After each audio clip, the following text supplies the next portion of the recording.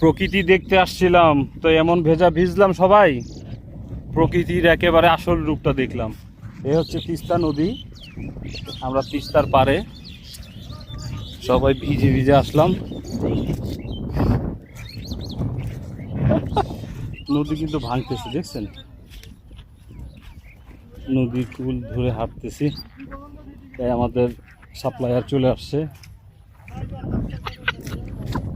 ও মাই god, আমরা যেই ভাইয়ের কাছে আসছি সেই ভাই আসছে।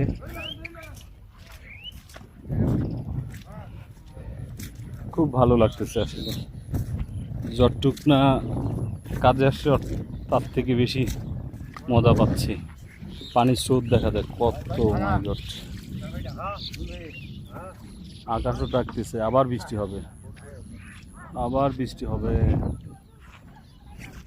ভাই কি ইঞ্জিন চালিত নৌকা নাকি?